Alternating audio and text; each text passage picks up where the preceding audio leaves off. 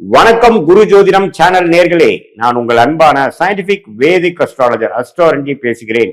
நல்லது நினைப்போம், நல்லதே நடக்கும். இந்த வீடியோல நம்ம என்ன பார்க்க போறோம்னா, கடகராசிக்கு டிசம்பர் 2025 ஆண்டின் கடைசி மாதம் எத்தகைய ஒரு மாதமாக இருக்க போகிறது கடகராசிக்குன்னு பார்க்க போறோம்.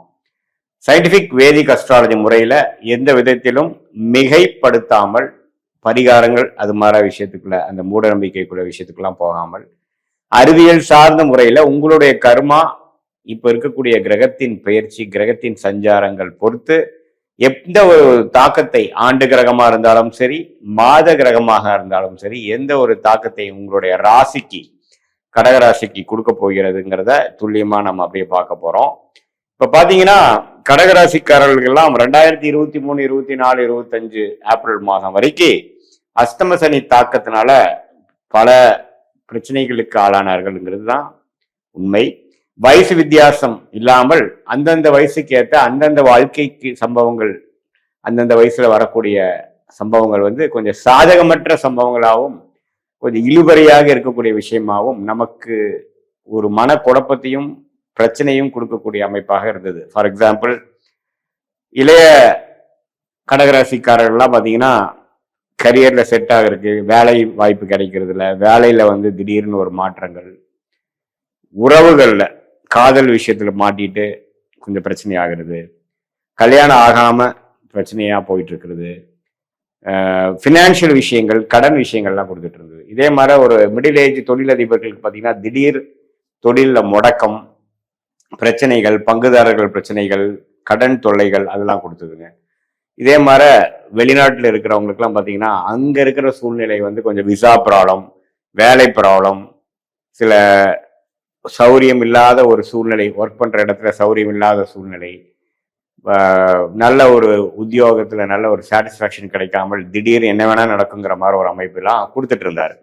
பட் அந்த அஷ்டமசனி தாக்கத்திலிருந்து வெளியில இப்போ கொஞ்சம் 5-6 மாதங்கள் ஆனாலும் சில முன்னேற்றங்கள் பெற்றாலும் இன்னுமே பார்த்தீங்கன்னா சில விஷயங்கள் நடக்காமல் காத்திருக்கக்கூடிய கடகராசிக்காரர்களாக நீங்கள் இந்த டிசம்பர் மாதம் என்ன ஆகுதுன்னா, உச்சகுரு பார்த்தீங்கன்னா முதல் ஒரு வாரம் 10 நாளுக்கு பார்த்தீங்கன்னா ராசி அதிபதியாகிய செவ்வாயே பார்க்கிறார்.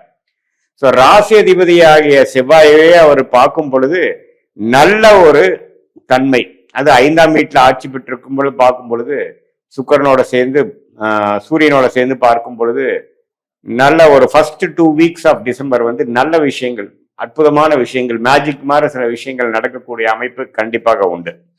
ஸோ ஃபர்ஸ்ட் 2 வீக்ஸ் ஆஃப் டிசம்பரை கொஞ்சம் நல்லாவே நீங்க யூஸ் பண்ணிக்கணும், உபயோகப்படுத்தி கொள்ள வேண்டும். ஸோ இதுல இருந்து நீங்க என்ன மாதிரி விஷயங்கள் நடக்கலாம்னா, இளைய வயதினர்களுக்கு பார்த்தீங்கன்னா காதல் கை கூடுறது, தனக்கு படிக்கக்கூடிய விஷயத்துல கொஞ்சம் முன்னேற்றங்கள் பெறுவது, ஸ்கோர் நல்லா பண்றது, அவங்க எதிர்பார்க்கக்கூடிய வேலை மாற்றங்கள் கிடைக்கிறது. அதே மாதிரி தொழில் முனைவோர் பார்த்தீங்கன்னா திடீர் பண வரவு, கொஞ்சம் திடீர்னு நல்லாவே பிஸ்னஸ் டெவலப் ஆகி போகிறது, எதிர்பார்க்குற பணம் சேர்றது, அது மாதிரி விஷயங்கள். அதே மாதிரி சீனியர் சிட்டிசனுக்கு பார்த்தீங்கன்னா உடல் உபாதைகள் குறைந்து குழந்தைகள்னால நல்ல அனுகூலம் பெறக்கூடிய, மனம் சந்தோஷம் பெறக்கூடிய ஒரு அமைப்பு கொடுக்கக்கூடியது கடகராசிக்காரருக்கு உண்டு.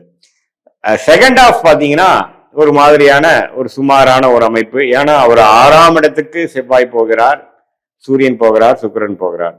ஸோ பார்த்தீங்கன்னா கொஞ்சம் உடல் உபாதைகள், கடன், நோய், வம்பு வழக்குகள் எல்லாம் கொஞ்சம் தலை தூக்குறதுக்கு வாய்ப்பு இருக்கு. So first 2 weeks of December பார்த்தீங்கன்னா சில விஷயங்கள் நீங்க சாதகமாக செய்து கொள்ள வேண்டிய ஒரு அமைப்புகள் கண்டிப்பாக இருக்கு, வயது வித்தியாசம் இல்லாமல்.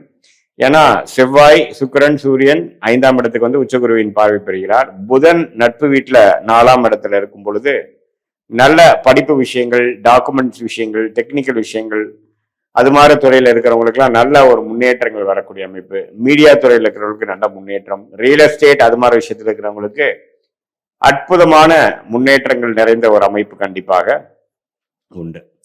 ஸோ இதுதான் பார்த்தீங்கன்னா உங்களுக்கு கடகராசிக்காரர்களுக்கு டிசம்பர் மாதம் எப்படி ஓப்பன் அப் ஆகுது. இதுவரை நீங்க செப்டம்பர், ஆகஸ்ட், செப்டம்பர், அக்டோபர்லாம் சில விஷயங்கள் எதிர்பார்த்துட்டு இருந்த விஷயங்கள்லாம் பார்த்தீங்கன்னா டக்குன்னு முடிவு பெற்று நல்ல மன சந்தோஷம் பெறக்கூடிய, சாட்டிஸ்ஃபேக்ஷன் வரக்கூடிய, ஃபுல்ஃபில்மெண்ட் கிடைக்கக்கூடிய ஒரு அற்புதமான டைம்லாம் கொஞ்சம் வரக்கூடிய அமைப்புகள் இருக்கு.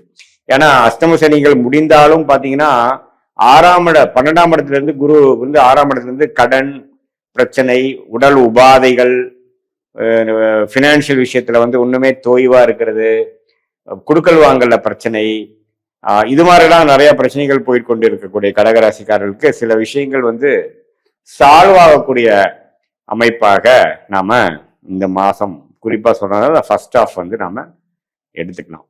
ஸோ இதுதான் வந்து ஒரு பொதுவான கடகராசிக்காரர்களோட பலனே தவிர, நீங்கள் உங்களுடைய ஜென்ம ஜாதகத்துல நீங்க பிறந்த தேதி, பிறந்த நேரம், பிறந்த ஊரெல்லாம் கொடுத்து நீங்க நம்ம ஜாதகம் பார்க்கும் பொழுது நீங்க என்ன தசாபுக்திகள் போயிட்டு இருக்கு, நீங்க என்ன லக்னத்துல பிறந்தீங்கிறதெல்லாம் நம்ம பார்த்து அந்த தசநாதன் புக்திநாதன் எந்த ஸ்தான பலம் திக்பலத்துல இருக்காங்க, அது என்ன ஆதிபத்தியம் பெற்றிருக்குது, அதெல்லாம் சேர்த்து நாம இப்ப டிஸ்கஸ் பண்ண அந்த கோச்சார கிரக பயிற்சி அமைப்போட சேர்த்து வச்சு பார்க்கும் பொழுது துல்லியமான சயின்டிபிக் வேதிக் அஸ்ட்ராலஜி முறையில அடுத்த வரக்கூடிய 3 மாதங்கள் எப்படி இருக்குது, அடுத்த வரக்கூடிய 6 மாதம் 1 இயர் எது மாதிரி ஒரு திசையில நம்மளுடைய வாழ்க்கை பயணம் திரும்ப போகிறது, என்னென்ன பிராப்தங்கள் காத்திருக்குது, என்னென்ன பிராப்தங்கள் நமக்கு இல்லை அப்படிங்கிறத உங்கள் ஜாதகத்தில் இருக்கக்கூடிய கர்மாவின் அடிப்படையில தெரிந்து கொண்டு எதையும் மிகைப்படுத்தாமல் பரிகாரங்கள் அது மாதிரி விஷயத்துக்குள்ள போய் குழப்பாமல் எது நடக்குங்கிறது கிளாரிட்டியோட பார்த்து அதுக்கு தகுந்த மாதிரி நம்மளுடைய